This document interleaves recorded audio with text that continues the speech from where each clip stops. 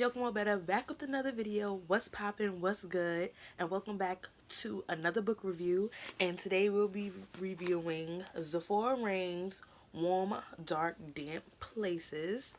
I hope I'm saying her name right. I think it's Zipporah I'm so sorry if I'm pronouncing your name wrong, but Zipporah Rayne.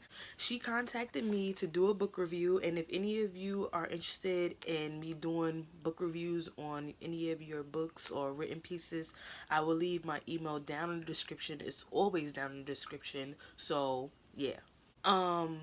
This is her book, and she contacted me to do a review about it, and let's get it. So number one, this is how the cover looks. And at first I was a little confused about the cover. I was like, okay, like who are these people? What is going on here? But as I read the book, a lot of these people are the characters in the book. Like these people right here, I don't know if you guys can see it, I believe are the parents of Elizabeth, which is one of the main characters. I think this is her daughter. I believe this lady right here is her boss. This guy is her friend. I think this is her brother, and this might be her sister-in-law, Melissa. So yeah, and then there's a picture of a pot of soil with a plant growing out of it.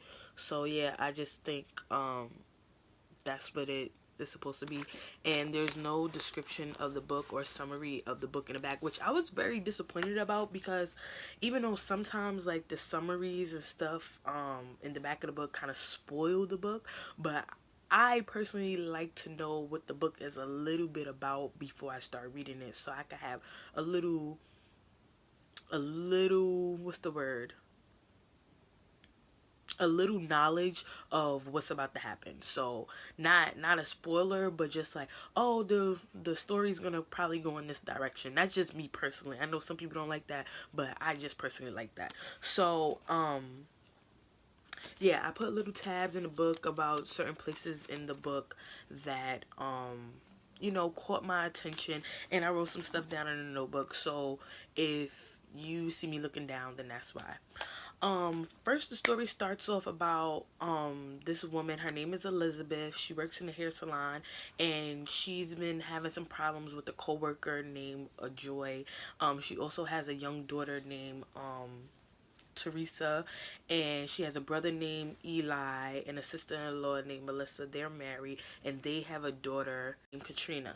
So she's been having the problems with her coworker and stuff like that. She's like a bomb hairstylist, but her and her coworker, they were used to be friends, but then they started having a little beef or whatever.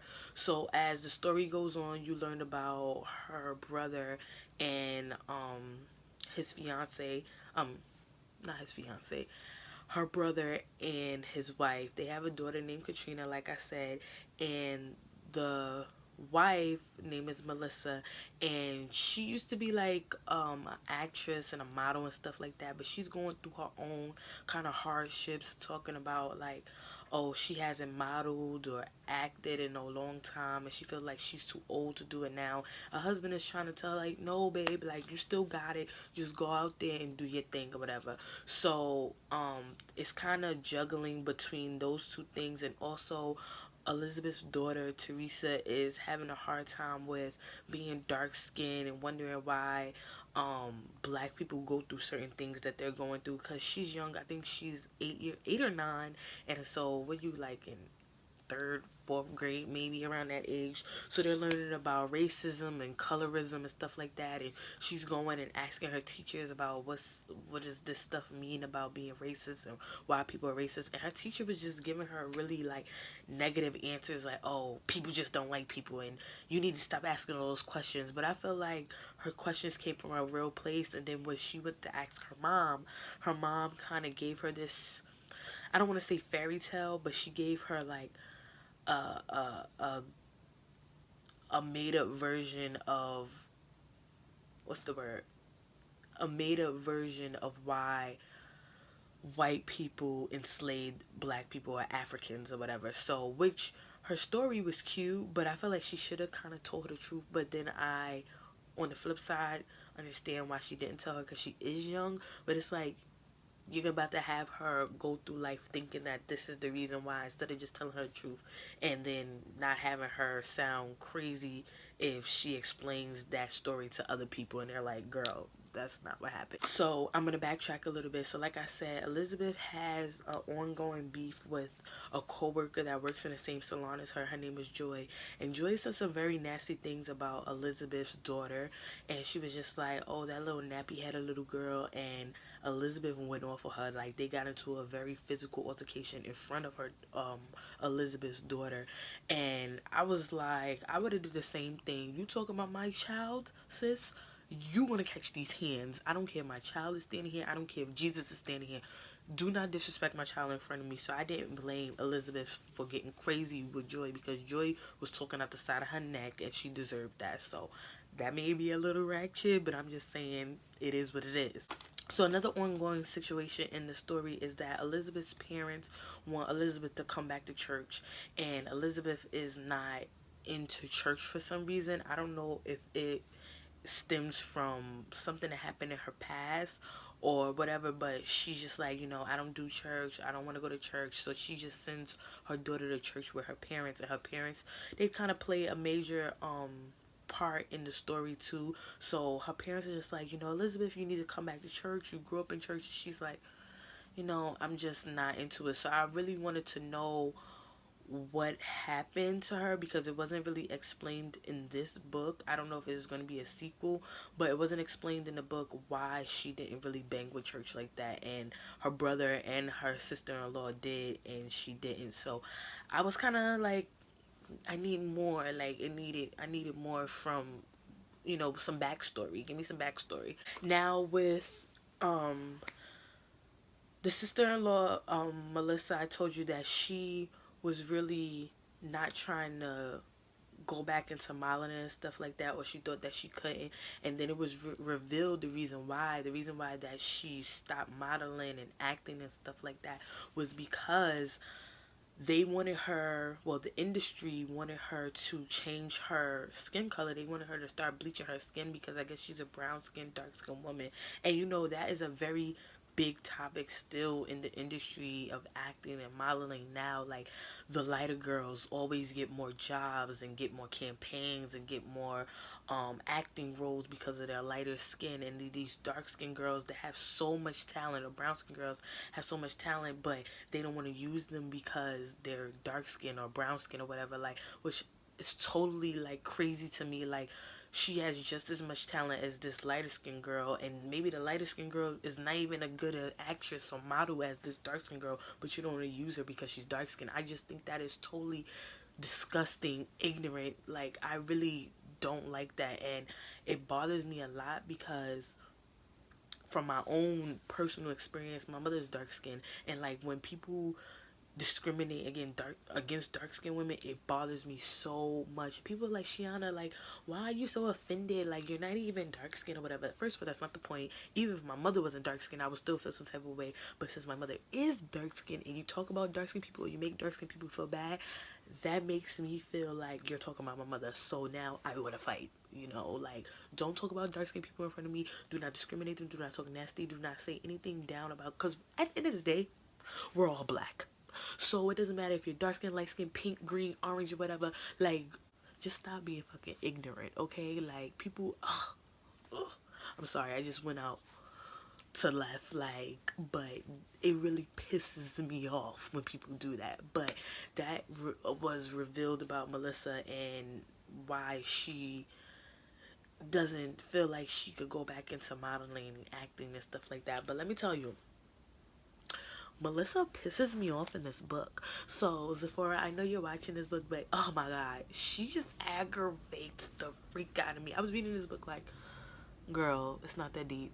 It's not that deep. It's not that deep. It's not that deep. And I'm not talking about the colorism thing. I'm just talking about other stuff in the book that happened. And it's just, she's just, I don't know. When Melissa was being interviewed by the lady she was telling her about the colorism and, racism in the industry and stuff, the lady was being a real jackass to her. Like, she was just like, you're kind of old and your daughter's kind of fat and stuff like that. First of all, what the hell does her daughter being husky, hefty, fat, or whatever have to do with her being a model? Like, what does that have to do with anything? Like, I really wanted to slap that host in the face. Like, girl, you're being very fucking ignorant. Like, please stop talking about my daughter. And Melissa kept it professional, but it couldn't have been me. It couldn't have been me. I already told you, don't talk about my children or my child. I don't have children, but I'm just saying, if I had children, if somebody ever talked about my children or my child, I promise you, you're going to catch these hands. And I will keep saying that. Don't do it. So, Melissa and Elizabeth share a mutual friend. His name is Eugene, and he's like this gay guy. But I was like, is he gay or is he straight? Because he was kind of flirting with Elizabeth, but then he liked guys, and he had this whole thing with this guy in the book or whatever. So I don't know. But anyway, after Melissa had her show and didn't have her show, but was on the show, doing an interview, she went out on the town with Eugene, and she just got totally messed up. It was just a mess or whatever. Like, Eugene, I liked Eugene, but Eugene was a bad influence on Melissa. And it just, I don't want to spoil the book too much, but some stuff happened, and I was just like, Melissa, why? This is one of the things I was like, Melissa was really irking me, because it's like, girl, what are you doing? You know better. You're a mother. You're a wife. You know you should not be doing these things. Like, I don't know if it was like a midlife crisis. I think that's what it was. It was a midlife crisis, and she was just like, I'm trying to live that young, fast life. But girl, you're not young. You're not fast. You're a mother. You're a wife. Act like a mother. Act like a wife. Not saying that she wasn't acting like a mother and a wife, but in this instance, she made some very poor decisions, and I was just like, girl, are you kidding me? Are you serious? Also, Elizabeth has a lot of, I don't want to say demons, but kind of like demons because of what happened to Teresa's father. It took, Zipporah a while to explain what happened to Teresa's father, which was Elizabeth's husband. He was in the service and stuff like that, and he was killed in Afghanistan. And I know that was just a spoiler. Sorry. Yes, he was killed in Afghanistan, and I was still wondering, because in the story she kept talking about, I was so sad or whatever. From the beginning, I kind of thought like he ran out on her or he was with somebody else. It never dawned on me like, oh hey, he got killed or whatever. But I like the way that she went into to tell about what happened to him, instead of just blurting out or just in the beginning like, oh yeah, he was killed in Afghanistan or whatever, he was in the service or whatever. So I did really appreciate how it took her a little time to tell about him, because it kept my attention. I kept wondering like, what happened to him, because she keeps bringing him up, but she doesn't say what happened to him. Like, did he leave her alone? Is he in jail? Did he go run off with another girl or whatever? Like, you know what I'm saying? So I appreciated how she wrote that part into the story. So as time goes on, Melissa's life is just spiraling out of control. Like, she is really depressed, and she just can't take her fame or refound fame. Like, she can't take it or whatever, and I don't know why. That's why I was a little confused with the book, and why Melissa was so depressed about her fame and not being recognized so much. It was like, I got it, but I didn't get it. Like, it wasn't enough backstory about her and her career for me to really understand why she was so upset about her life, and to the point that she felt like she had to take her life away or whatever. Like, she committed suicide. And I was just like, girl, you really committed suicide? Like, I know people commit suicide for all type of reasons, but I just felt like, this may be me being a little ignorant, and I'm sorry, but I just felt like her life wasn't that bad to commit suicide. Like, she felt like her career was dying off, but it really wasn't. Like, she had got an audition in a movie with Eddie Murphy. She did pretty well in the audition, and she just felt like she wasn't good enough. And I just was like, girl, I want her to feel so good about herself, because the way she was described, she was so beautiful, she was so talented. And it was like, why would you take your life, especially you have a husband and you have a child, like your child doesn't have a mother anymore because you were selfish and took your own life for basically no reason. Like, I don't know, maybe I'm wrong for thinking that way, but I really hated that part of the book. And I was just like, why did she have to do that? Like, things could have got so much better for her if she just would have stuck it out. And I just felt like she gave up on herself. So yeah, at the funeral of Melissa, this part was so sad to me. Like, it really brought tears to my eyes. Like, I was really in here crying reading. It was so sad to me, and it was hard for me to read. Like, reading how the family was grieving so bad at the funeral, because it was just so hard for them to accept the fact that Melissa actually killed herself, especially Eli, who was her husband. Like, I felt it or whatever. And then at the burial site, when they were lowering the casket and he just broke down, oh my god, like the feels, like, all seriousness, like my heart was so broken for him or whatever.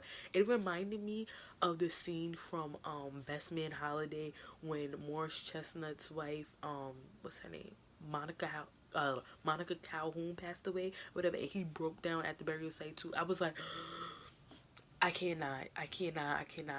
Like, I was crying during this scene or whatever. Like, it was so well written, that part. Like, I felt like I was there. Like, I couldn't do it. So, a couple of pros and cons of the book that I did like. One, it was well written, but I felt like it started off a little slow to me. Like, I couldn't get what direction the story was going in. Like, and that's another thing. Like, the con was there was so many different directions that the story was going in.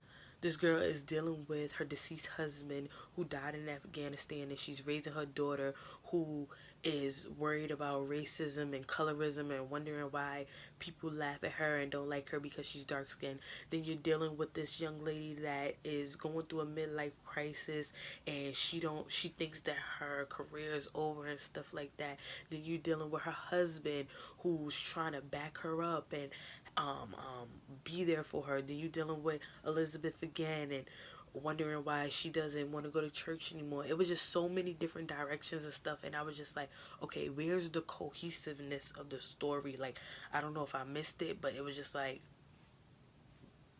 what is the story about? Like, what is the story about? And that's why I needed a summary so I could know exactly what the story was about. Like, what was it about?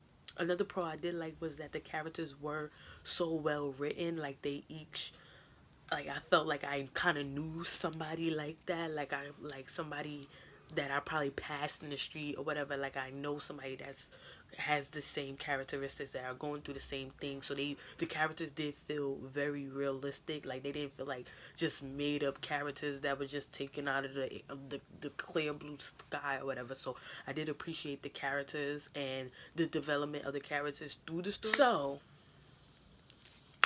I am going to give this book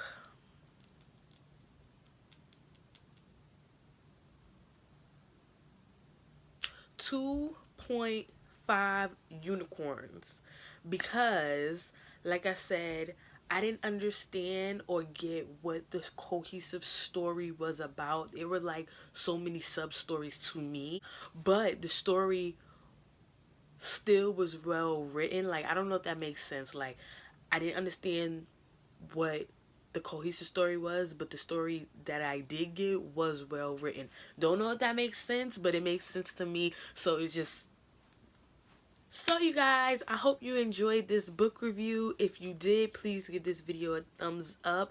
Like I said earlier, if you're interested in me giving you a book review, please email me and I will email you back all the details about how I will be able to do a book review. Also, if you want to be friends on social media, all my social media is down in the description box and it will be somewhere here. Make sure you follow me on all social media. And with all that being said, I will talk to you guys in my next video. Bye.